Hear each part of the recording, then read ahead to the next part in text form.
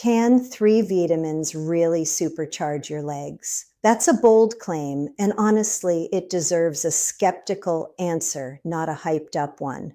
So today we're going to look at what the actual research says about 3 nutrients that are closely tied to leg strength after 60 dare, where the evidence is solid and where it's still early, because here's the thing nobody frames correctly. Strong legs aren't just about muscle. They depend on 3 separate systems working together. The nerves that send signals from your brain to your legs, the muscle tissue itself, and the bones that everything else is built on. When people talk about leg weakness as if it's one problem, they're usually missing that it can come from any of these 3 places, sometimes all at once. So instead of ranking these vitamins by hype, let's rank them by what they actually do for each of those 3 systems, starting with the one most people don't think about at all. Vitamin B12 and your nerves. Vitamin B12 isn't primarily a muscle vitamin. Its main job in this story is keeping the communication line between your brain and your legs working properly. B12 is essential for maintaining the protective coating around your nerves, called the myelin sheath. When that coating breaks down, nerve signals slow down or misfire, and your legs can start to feel numb, tingly, or unsteady, even if the muscle itself is perfectly fine. This matters more after 60 because your stomach naturally produces less of the acid needed to release B12 from food. You can eat plenty of eggs, meat, or fish and still absorb less of it than you did at 40.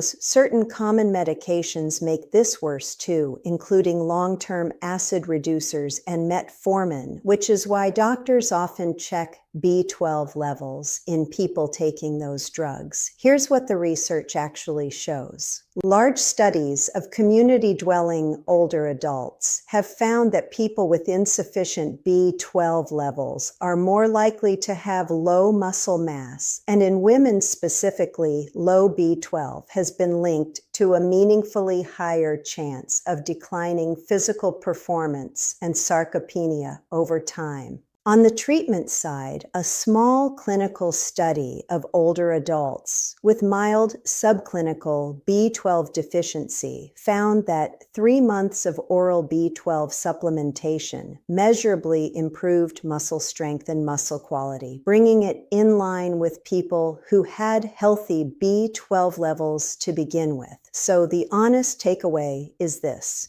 B12 doesn't build muscle by itself. What it does is protect the nerve pathways your muscles depend on, and correcting a real deficiency can meaningfully improve strength and stability. If you're vegetarian, over 60, or take acid-reducing medication or metformin, it's worth asking your doctor for a simple blood test rather than guessing. Vitamin D3 and your muscles. Vitamin D3 has a more direct relationship with muscle tissue. Muscle cells actually have receptors for vitamin D, and it plays a role in how muscle fibers contract and repair themselves. After 60, skin becomes noticeably less efficient at producing vitamin D from sunlight, which is a big reason deficiency becomes so common in this age group. Here's what the strongest research actually points to. Daily vitamin D in the range of 800 to 1000 IU is consistently linked to better balance and improved quadriceps strength, particularly in people who are deficient to begin with. That's where the real reproducible benefit shows up. After 60, skin becomes far less efficient at producing vitamin D from sunlight, which is a big reason deficiency is so common in this age group. And correcting that specific gap is where vitamin D3 does its most reliable work for your legs. The practical takeaway is simple. Find out if you're actually deficient, ideally with a blood test, and correct that specific gap rather than assuming more is automatically better. Vitamin D3 is fat soluble. So if you do supplement, taking it with a small amount of food that contains fat helps your body absorb it. Vitamin K2 and your bones.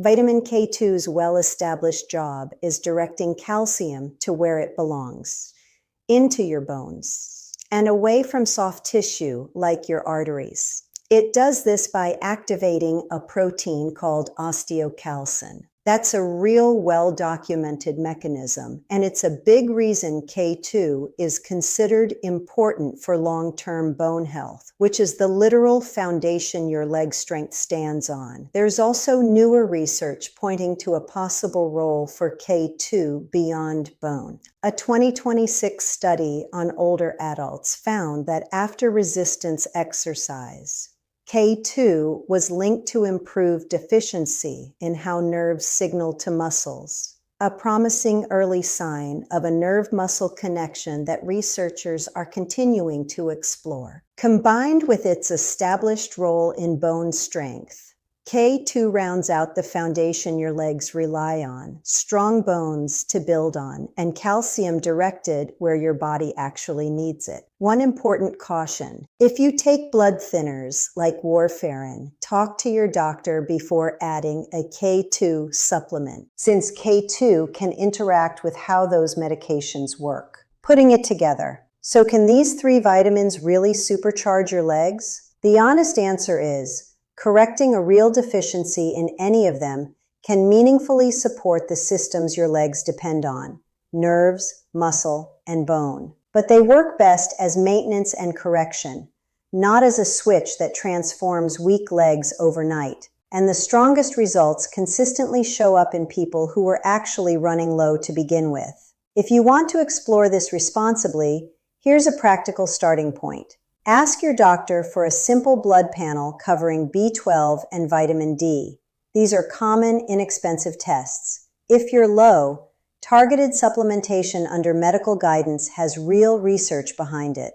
B12 is best absorbed in the methylcobalamin sublingual form if your digestion has slowed with age. Vitamin D3 is generally better absorbed than D2 and works best taken with a little fat. If you're considering K2, do it for your bones. Be aware of the blood thinner interaction, and don't expect a dramatic leg strength transformation from it alone. And none of this replaces the 2 things with the strongest evidence for leg strength at any age: regular resistance or weight-bearing movement and adequate protein intake. Vitamins support the systems that make that movement possible. They don't replace it.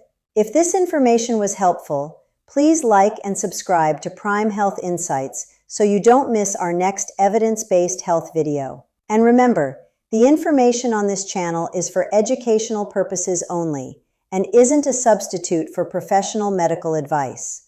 Always speak with your healthcare provider before making significant changes to your diet, especially if you have a medical condition or take medications. Thank you for watching Prime Health Insights. Take care, stay active, and we'll see you in the next video.